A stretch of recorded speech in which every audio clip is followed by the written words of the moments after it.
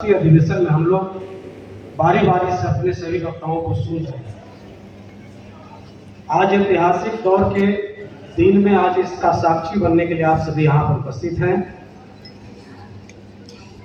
आज पार्टी के चौथे राष्ट्रीय अधिवेशन में हम लोग यहाँ उपस्थित होकर के दो तीन महत्वपूर्ण बिंदुओं पर हम लोग बात करने के लिए यहाँ पर बैठे हैं।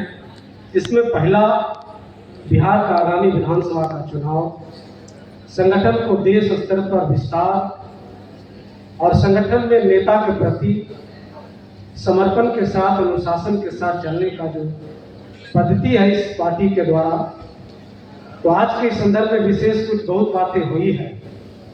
हम यही आप लोगों से अपेक्षा करते हुए अपनी बात रखेंगे कि जिस प्रकार से बिहार में और इस पूरे देश स्तर पर हिंदुस्तानी आवाम मोर्चा का विस्तार हो रहा है, हम लोग आगे इसी को ध्यान में रख करके अगर नेता के नेतृत्व में जिस प्रकार से देश में जो हमारे नेता एक नारा दिए थे,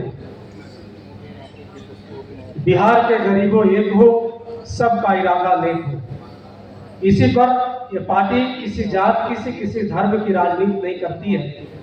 जो आज़ादी के 78 साल में चाहे किसी भी जात के वर्ग के लोग हो, आज़ादी के 78 सालों के बाद विकास के मुख्य धारा से वंचित रह गए कोई भी जाति, उसके मुखर होकर के आवाज उठाने का काम इस पार्टी के बैनर तले होता रहा है, आगे भी होता रहेगा। साथियों, आज के इस संदर्भ में हम यही आप लोगों से अपेक्षा करेंगे, राष्ट्रीय अध्यक्ष जी संरक्षक महोदय के संज्ञान में ये बात कार्यकर्ता के रूप में अवगत कराना चाहेंगे कि बहुत ऐसे साथी इस चौथे राष्ट्रीय अधिवेशन में, बहुत ऐसे नए साथी यहाँ पर इस कार्यक्रम में उपस्थित हैं।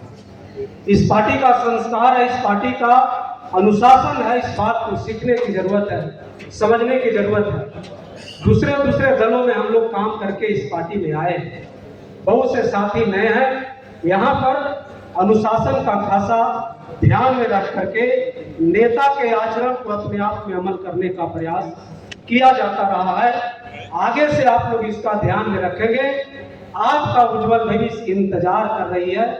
आप लोग अनुशासन के साथ, समर्पण के साथ, धैर्य के साथ काम करते रहें। आपका उज्जवल भविष्य इस पार्टी में है, आगे भी बनी रहेगी। इन्हीं चंद शब्दों के साथ एक बात कहते हुए अपनी बात को समाप्त करेंगे कि जैसे कार्यकर्ता किसी भी पार्टी का रीढ़ होती है, हम राष्ट्रीय नेतृत्व और अपने पार्टी के नेतृत्व से आग्रह करना चाहें कि कार्यकर्ता के बातों को कभी कभी उनके बातों पर भी अमल किया जाए, उनके बातों पर भी विचार करके निर्णय का निर्माण किया जाए, ताकि सबके लिए भलाई हो और इस पार्टी के लिए भलाई हो। कार्यकर्ता के बातों को भी अमल में लाया जाए, संज्ञान में लाया जाए। इन्हीं चंद शब्दों के साथ बहुत बहुत धन्यवाद। बहुत धन्यवाद शंकर जी। निश्चित तौर पर आप लोगों की बात को राष्ट्रीय अध्यक्ष जी बहुत देर से धैर्यपूर्वक